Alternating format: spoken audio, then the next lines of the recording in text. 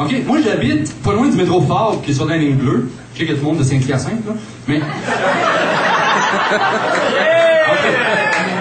C'est pour ça que pour le monde de Saint-Hyacinthe, vous avez fait un plan, OK? Si vous voyez un plan de métro, là, ces tables, là, c'est pour vous autres, OK? Non, mais c'est juste pour...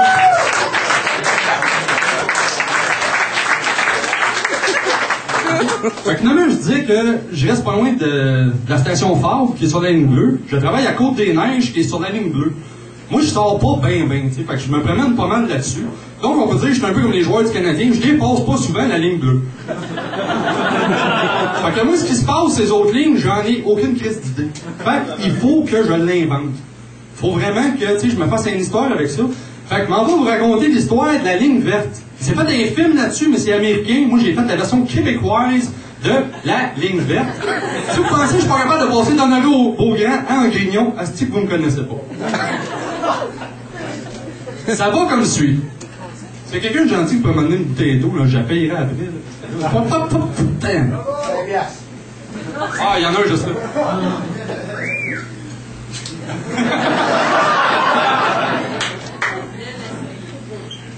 OK, ça va comme suit. On part, ça garoche.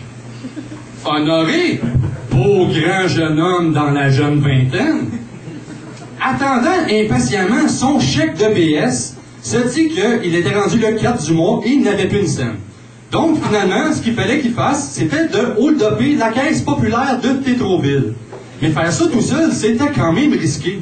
Donc, il demandait à son ami Pépito, surnommé le rat, The Rat, de bien vouloir l'aider dans son projet, finalement. Alors, le rat dit son partenaire...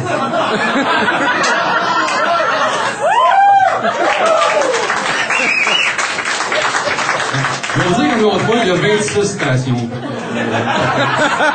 Il y en a qui reviennent, fait qu'inquiétez-vous pas.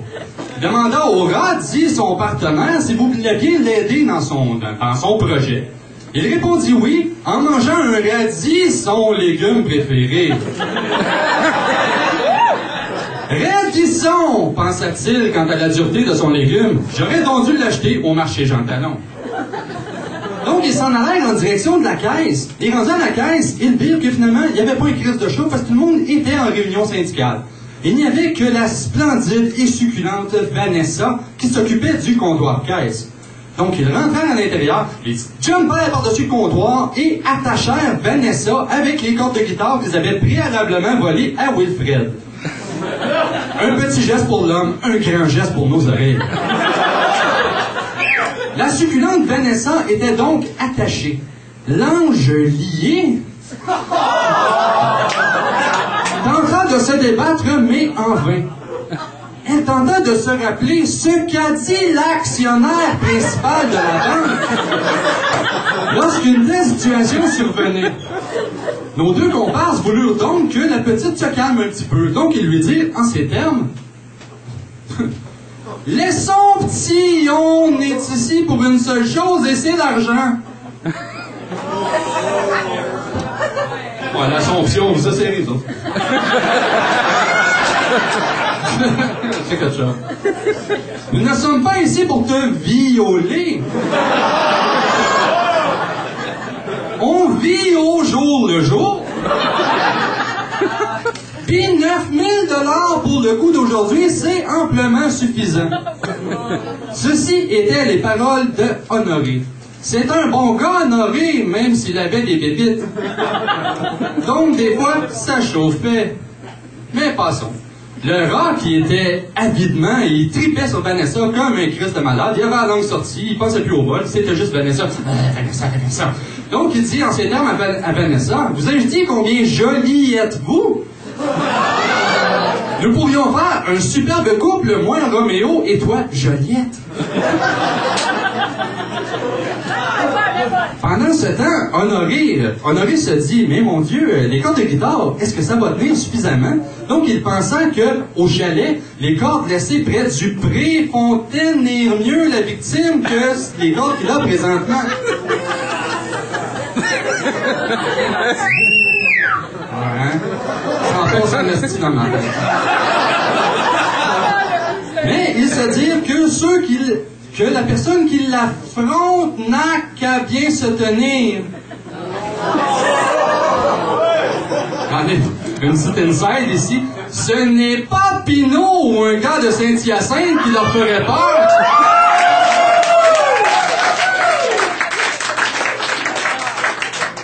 La joke de Saint-Hyacinthe est passée. Alors, s'ils font ça, ils se retrouveront dans de beaux draps. Pardon, dans de beaux draps. Donc, Vanessa était toute itinérée, elle capotait bien raide, et elle se mit à capoter et à dire « Mon Dieu, mon Dieu, mon Dieu, aide-moi! » Dieu étant trop occupé, eh bien, finalement, c'est un curé qui lui répondit « L'Abbaye, UQAM, mademoiselle, tout ira bien! » Mais le rat avait encore la langue sortie et il capotait comme un Christ de malade. Il dit donc, à voix haute, « Elle a des fesses à faire rêver, et ses seins l'or en bas. » Il aurait dû se concentrer sur le vol, mais il devint à la place des organisés.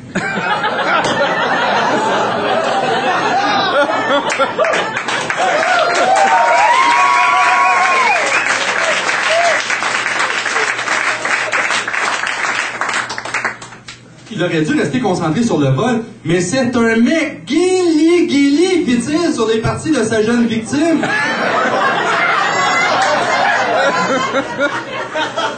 Pendant ce temps-là, Vanessa se débattait comme un diable dans l'aubainerie et elle hurla comme une crise de folle, ce qui réveilla Guy, le surveillant qui était dans son aquarium et qui sursauta et il arriva, l'arme au poing, et dit au jeune protagoniste « Vous êtes cerné! » Alors Vanessa dit « Vous tombez pile! » Guy, concordial malgré tout, arrivant et dit au voleur « Vous êtes dans l'eau chaude! » Traduction anglaise libre « You are in hot water! »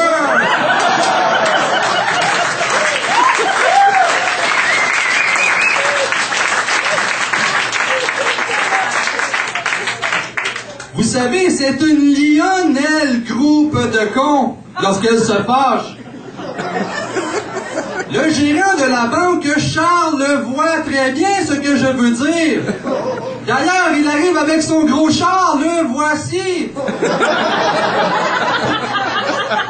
Donc, le gérant de la banque, Charles, décida que c'était une bonne idée, finalement, d'organiser un party en l'honneur de Guy.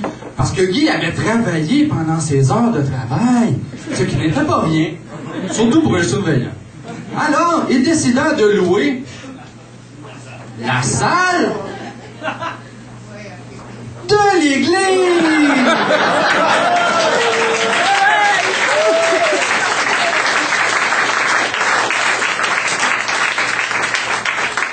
Pour organiser un petit party. Alors, les invités dirent à Guy, prends un verre d'un des 26 onces. Et les autres l'aspergent au liqueur alcoolisé. Joli. Vanessa pensa donc, c'est quand même un bon gars, Guy, même si je l'écœure un peu de temps en temps. Et elle le frencha goulûment. Ce n'était rien pour aider un gars en manque.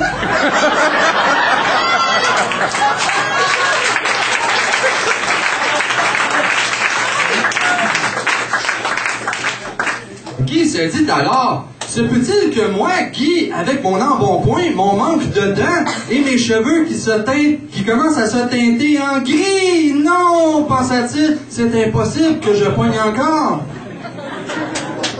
Quoiqu'il n'est jamais trop tard pour qu'une telle situation se produise. Merci d'avoir voyagé dans mon cerveau. Bonne soirée.